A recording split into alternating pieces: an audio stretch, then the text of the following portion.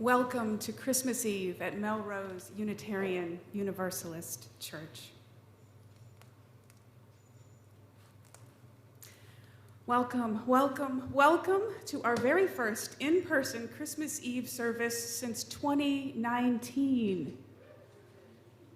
Yay, it's good to be here. It is good to be together. It has been a long 3 years, and I am so happy to be celebrating with all of you today. I am the Reverend Dr. Suzanne Intriligator. My pronouns are she and her, and it is my privilege to be the minister of this wonderful congregation.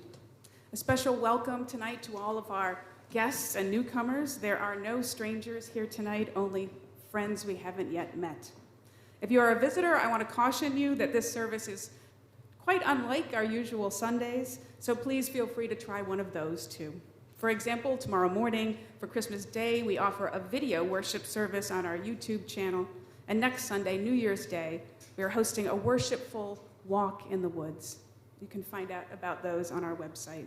Welcome too to all of those people joining us on Zoom tonight. I'm glad you're here. I'm glad you're with us. Remember that closed captions are available by hitting the button marked CC on your screen. Tonight's service is our traditional Christmas Eve service with just a few updates. We start with a modern story about the meaning of Christmas, and then we sing a carol. We proceed with more music and the 4 traditional readings from the Nativity story.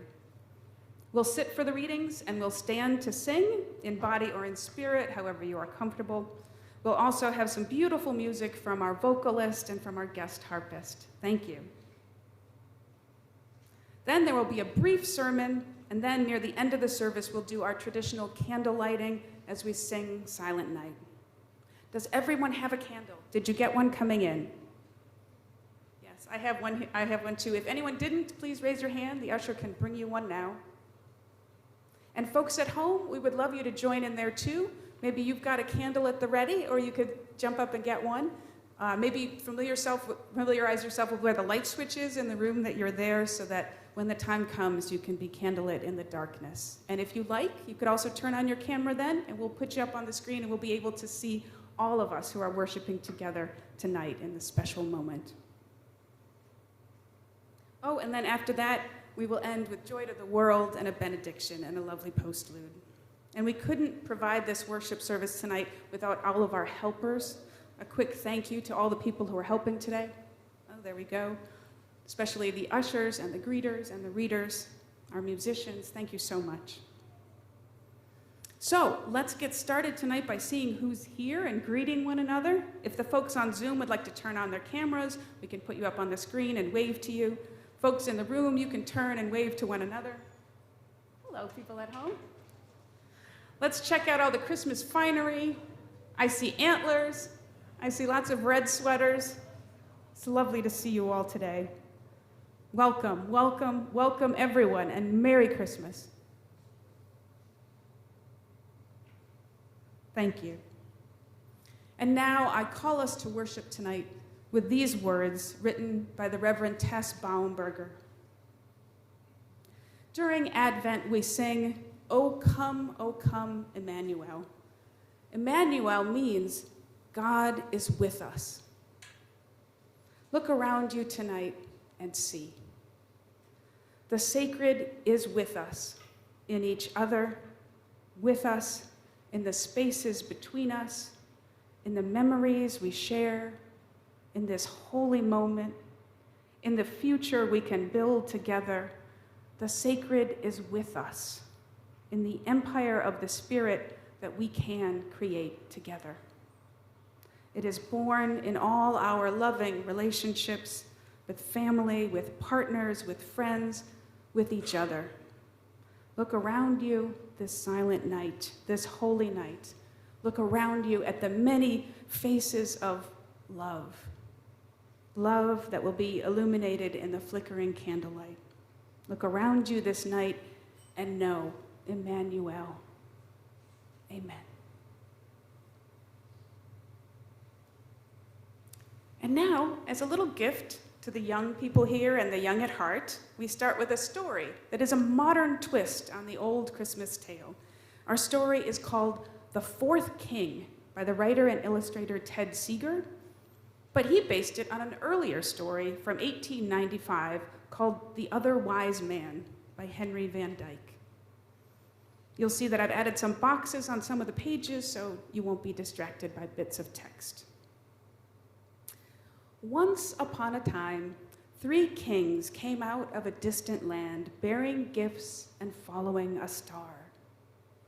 But there was another king who also set out on that long and difficult journey. Unlike the others, this king arrived too late and empty-handed. I was that king, King MUUC. I was the 4th king. I, MUUC, was the ruler of a kingdom so small that I was also all of its people. If it were not for my camel, Chamberlain, I would have been all alone, except for the stars, my distant friends. Night after night, Chamberlain and I watched for the star that would herald the birth of the King of Kings. Then one night, it happened! My heart skipped a beat with joy. I packed up my 2 most valuable possessions as gifts for the newborn king, the royal star map and the royal star crystal. And then we were on our way. We hurried to meet the other 3 kings at the edge of the great desert so we could all travel together. But the wind howled and a sandstorm started up. We plowed on through wave after wave of sand. And then, in the heart of the storm, we found a little nomad girl, all alone and frightened. I wrapped her up in my cloak and carried her until her family found us. When the storm stopped and we finally reached the edge of the great desert, the kings had gone on without us. Chamberlain galloped to catch up. At last, I spied the 3 kings off in the distance. Only it wasn't them. It was a merchant caravan, and they were lost. Could I help them? According to my royal star map, they were very far from home, and helping them would take us very far afield. But we did help. At the outskirts of their town, we finally bid them farewell, and we gave them our map so they would never get lost again. Exhausted, Chamberlain and I turned once again to follow our star. We rode until we were too weary to go on. And then Chamberlain heard something, a faint tinkling noise. We followed the noise to a small plant, withered and thirsty.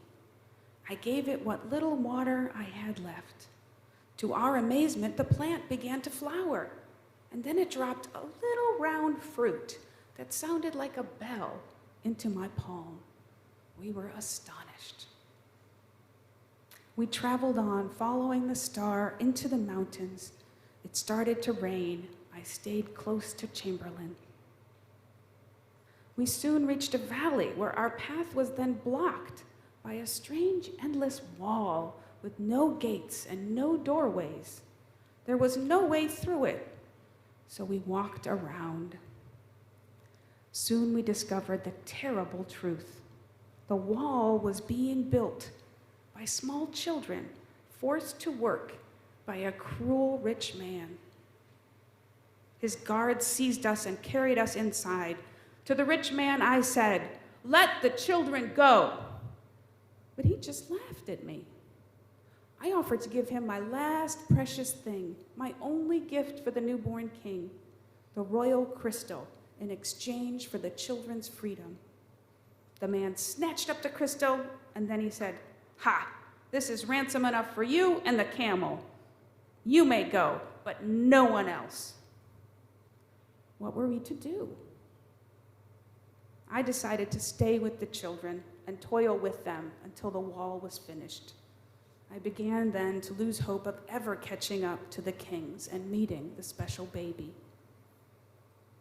Sensing my sadness, a little girl gave me her only possession, a toy lamb carved from wood. It made me smile. I hid it in my tunic and promised her that somehow we would all be free. Instead, the guards herded us into a dark stone maze. We could hardly see. We began to despair. But after a while, we heard a tiny tinkling bell, the fruit from the desert. It cracked open in my hand to reveal 3 luminous star seeds. Their light shone in the darkness. On tiptoes, we snuck out of the maze, past sleeping guards, and out of the last small opening in the wall. We were free. The children came with us. The star led us to a little town called Bethlehem. There we met some shepherds, and they had glad tidings. They had followed the star to a stable where they had visited a baby and seen the 3 kings. My heart sang with joy. But the shepherds stopped us. The bad King Herod had sent soldiers to find all the babies in town. Oh no, how would we save the newborn king? We left the children with the shepherds and raced down the hill. Soldiers were searching the valley, so we hid among some ruins as they passed. Out of the shadows came a man leading a donkey. Seated atop the donkey was a woman with a baby in her arms. The family looked frightened, so I beckoned them to our hiding place, and not a moment too soon. We sat silently as more soldiers passed by. Then the baby started to whimper. Quickly, I gave him the wooden toy lamb from my pocket, and he beamed with hushed delight. But the soldiers had heard, and they turned back toward us. They were sure to find us. What to do now? With a deep breath, I leaped out into the road. Chamberlain at my side, I ran and ran, hoping to distract the soldiers from the hiding family. Sure enough, they gave chase and pursued us into the next valley, allowing the family to escape. After some time, the soldiers gave up on us, and we finally found our way to the stable at the edge of town. But we were too late. The stable was empty. Our journey had been in vain. I fell to my knees and wept. And then, in the depths of my despair, the most wonderful thing happened. I heard a voice speak softly. King Mazel, you have not come too late. You were always with me. When I was lost, you showed me the way. When I was thirsty, you gave me water. When I was captive, you freed me. When I was in danger, you saved me. You were always there when I needed you, and I will be with you forever. My heart was filled with joy. Outside, the children and the shepherds were waiting. We embraced and set off into the countryside. Though it hardly matters now, I never did meet those 3 kings. After that, I became a shepherd, and Chamberlain a sheep camel. He looks after the sheep, and I look after our flock of children. Though the star has long disappeared from the heavens, it still burns brightly in my heart. The end. And now, let us join together and welcome Christmas with a favorite carol, O Come All Ye Faithful. The words will appear up on the screen. Please rise as you are willing and able.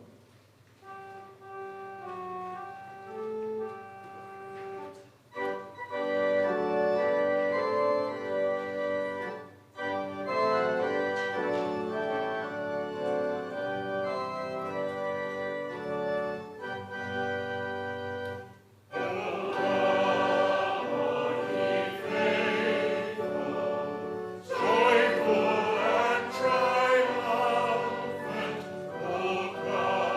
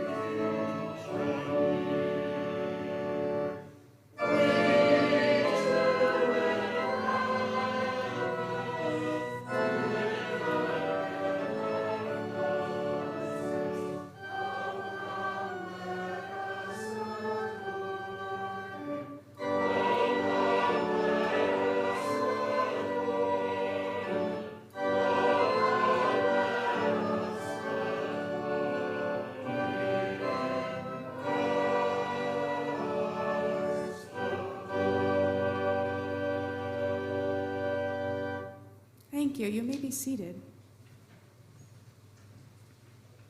And now it's time for another story, the ancient story, the one you may already know, the one told by our ancestors and their ancestors for thousands of years at this season.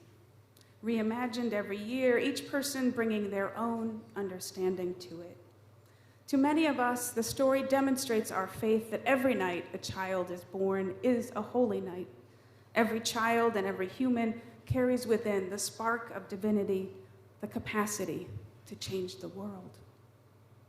Now, next, interspersed with these joyous carols, we will have 3 readings from the Gospel of Luke and 1 from the Gospel of Matthew.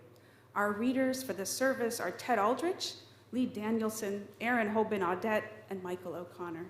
Ted, would you please come forward and get us started?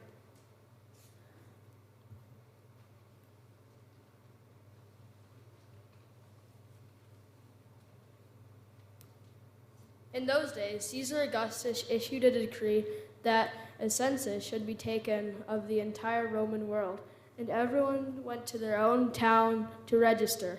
So Joseph also went up from the town of Nazareth to Galilee, to Judea, to Bethlehem, the town of David, because he belonged to the house and line of David. He went there to register with Mary, who was pledged to be married to him and was expecting a child. While they were there, the time came for the baby to be born, and she gave birth to her firstborn, a son. She wrapped him in cloth and placed him in a manger, because there was no guest room available for the inn.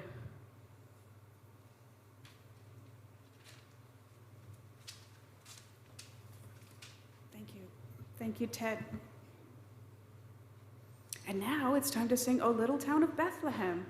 Please rise as you would like.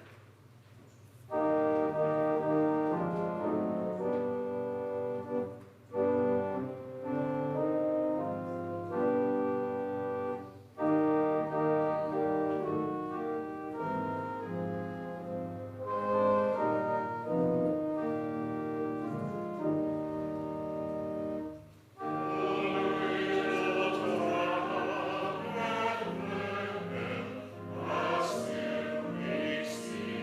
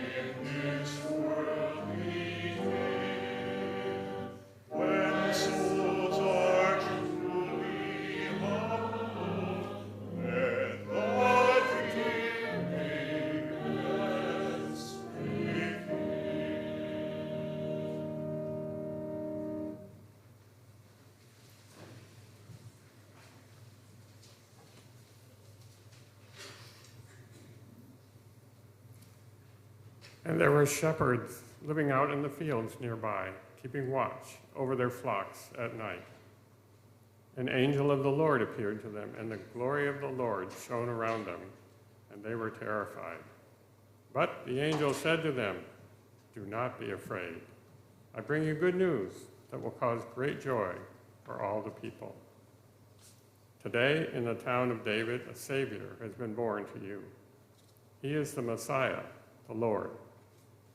This will be a sign to you. You will find a baby wrapped in cloth and lying in a manger." Suddenly, a great company of the heavenly host appeared with the angel, praising God and saying, "Glory to God in the highest heaven, and on earth peace to those on whom his favor rests." Glory to God in the highest, and on earth peace among those with whom he is pleased.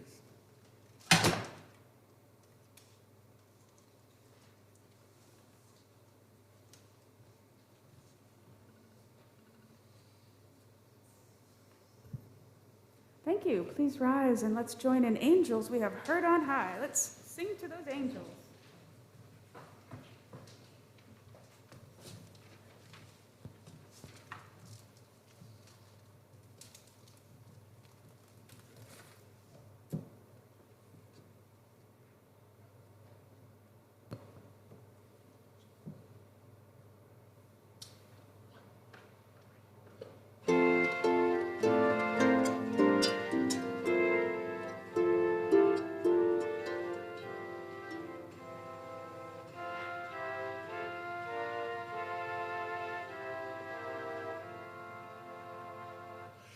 Angels we have heard on high, sweetly singing o'er the plains, and the mountains in reply, echoing their joyous strains.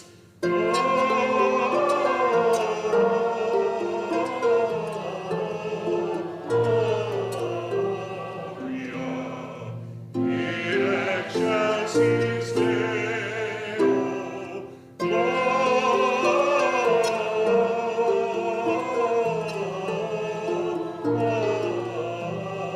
Gloria, in excelsis Deo.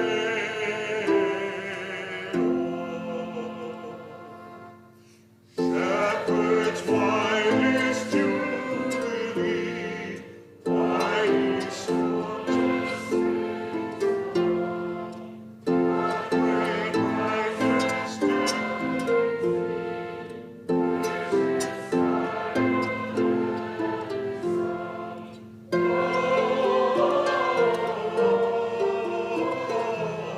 excelsis Deo, Gloria,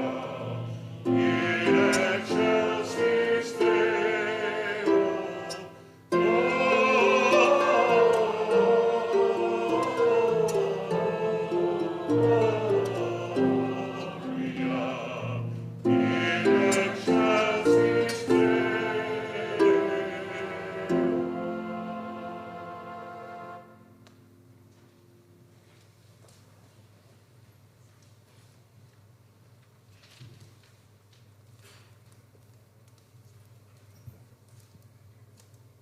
When the angels had left them and gone into heaven, the shepherds said to one another, "Let's go to Bethlehem and see this thing that has happened, which the Lord has told us about." So they hurried off and found Mary and Joseph and the baby, who was lying in the manger. When they had seen him, they spread the word concerning what had been told them about this child, and all who heard it were amazed at what the shepherds said to them. But Mary treasured up all these things, pondering them in her heart. And the shepherds returned, glorifying and praising God for all they had heard and seen, as it had been told to them.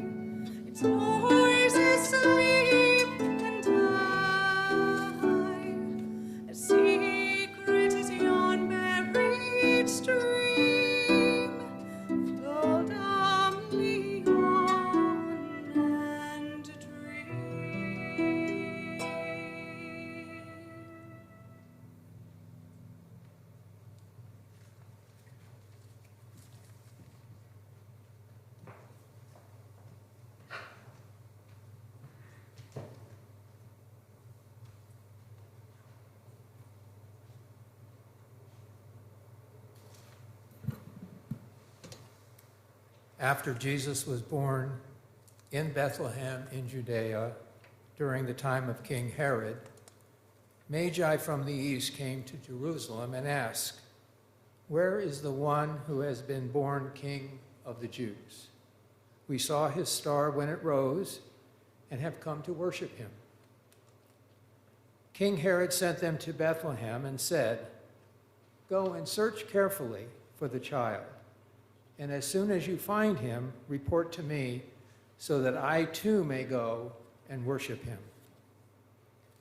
After they had heard the king, they went on their way, and the star they had seen when it rose went ahead of them until it stopped over the place where the child was. When they saw the star, they were overjoyed. On coming to the house, they saw the child with his mother Mary, and they bowed down and worshiped him. Then they opened their treasures and presented him with gifts of gold, frankincense, and myrrh. And having been warned in a dream not to go back to Herod, they returned to their country by another route.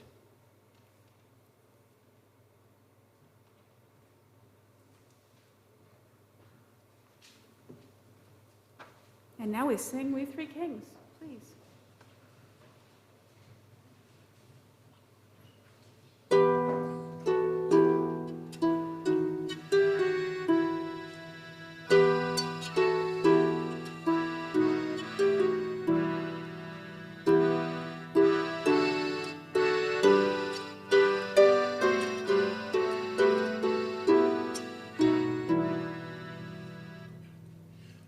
We three kings of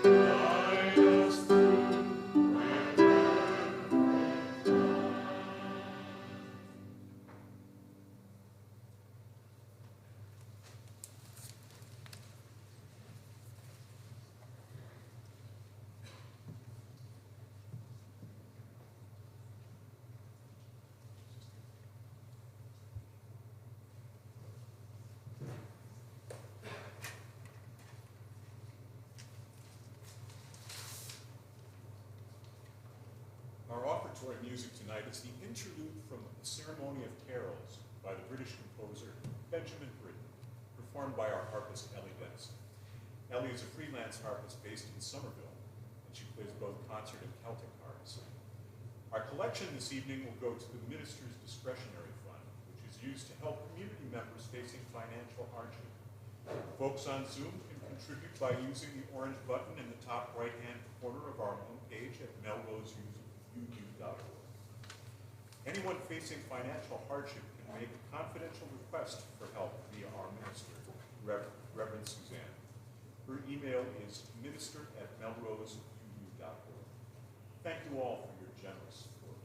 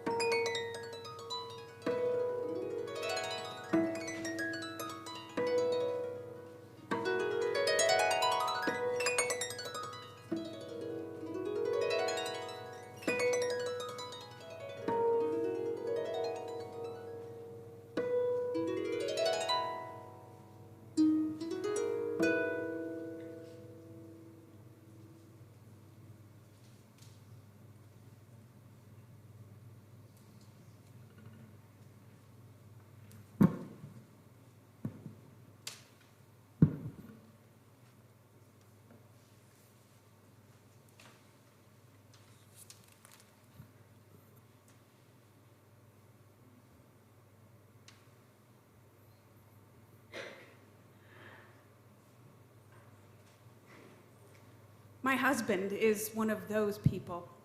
Like King Mazel in our story this evening, James cannot help but help people. In that way, he is sort of like my father.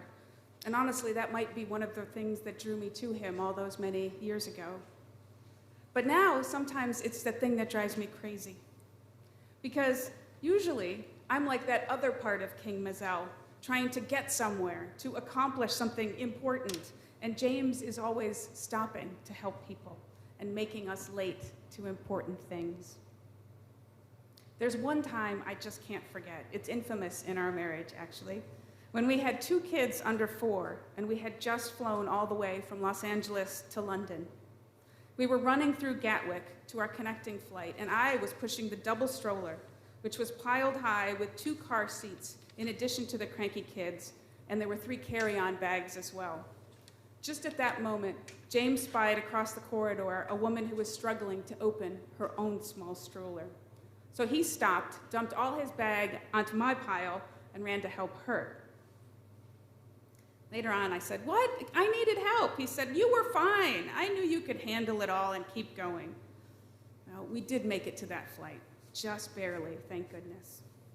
But you can see why I would love this story, because the 4th king is all about that tension, that clash of competing priorities that we seem to be up against all the time in our families, and especially at Christmas time. King Mazel's big goal, to meet up with the other kings and to find the baby Jesus, it's a worthy goal, an important goal, and when he misses it, he's devastated.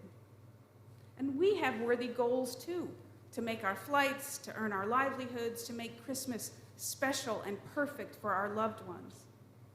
But often in the midst of those journeys to accomplish those goals, we get diverted by a woman who needs help in the airport or a child lost in a sandstorm. And we have to decide quickly, in the moment, what to do. Can we afford to stop and help? Can we afford not to? Did you know that in the Bible there are more than 2,000 verses about helping the poor?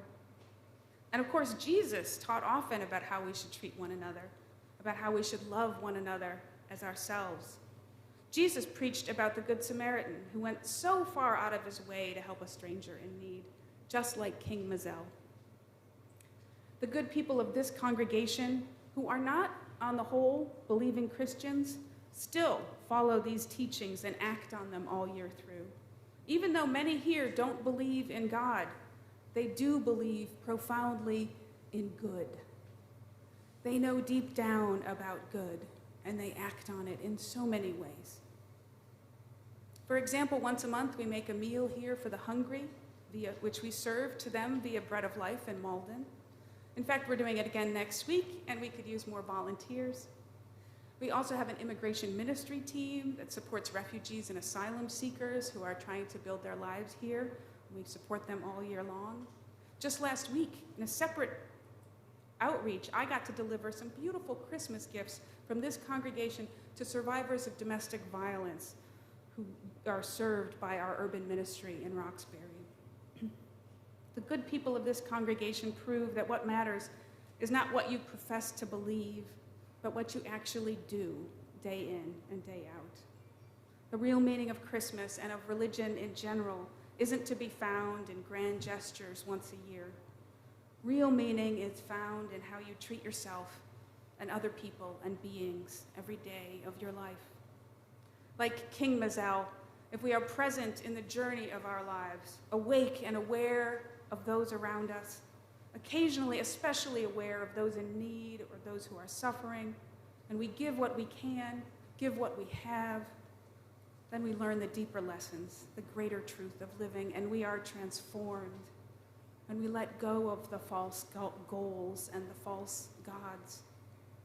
If, like King Mazel, you are present to the people and the beings around you, awake in the moment, that is where you will find divinity, holiness, connection, and love. Like the people in that manger so long ago, like the shepherds surprised in the fields, like the Magi who came.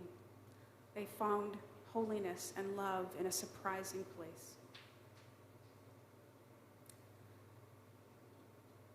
you will know and you will show in your actions that every baby who is born is holy, every person is worthy, every kindness is sacred, and every one of us, by doing good, can bring forth the love of God into this world. This Christmas, I wish for you not the perfect gift, not the beautiful meal, not the fulfillment of your perfect Christmas dream. This Christmas, I wish for you something much better, a surprise, a gift from the universe, a moment of holiness and connection and love. This Christmas, I pray, let your heart be open, not to things, but to life, to the people around you, to the birds and the trees and the stars. Let your heart be open to this very moment, to connecting in real time to the good you know deep within you, connecting to the beings who are all around you, to whoever needs you, to what is real and alive in the present moment. May you awake in this moment and tomorrow and the next day to find the holy breathing and glowing all around you. Amen. And now it's time for our carol lighting ceremony. In a moment, we will sing Silent Night, and we will pass the light from person to person, and we will watch the faces of our beloveds glow with the joy of Christmas. I want to call forward the ushers now. They will light their candles on our chalice, and then they will light the candles of those who are on the ends of the pew, and then people in the pews can light the candle of the person next to you and pass it down and pass it down. Just a couple of instructions. Please remember to tip unlit candles into lit candles. Tip the unlit one. Once a candle is lit, keep it straight. Go ahead. Once most of the candles are lit, we'll turn off the overhead lights and we'll keep singing just by the light of the candles. People on Zoom, light your candles now and turn on your cameras if you like so we can see your faces by candlelight in a minute. Go ahead and start lighting.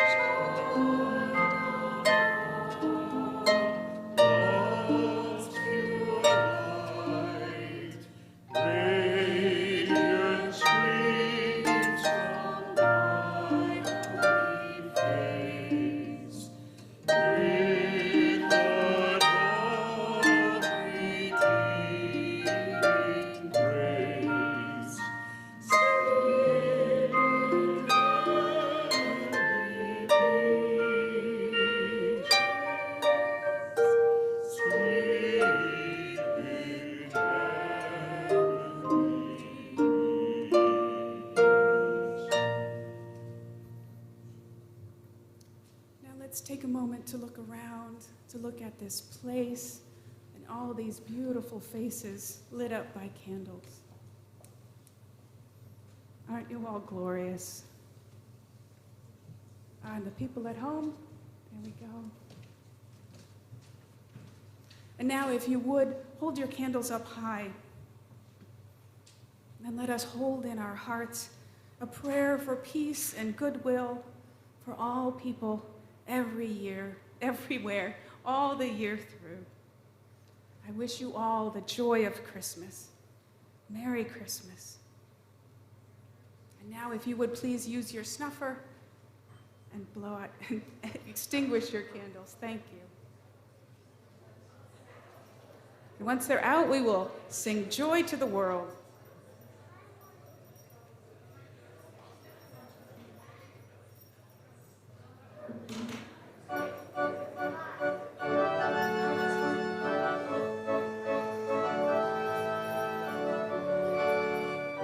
Please rise in body and spirit.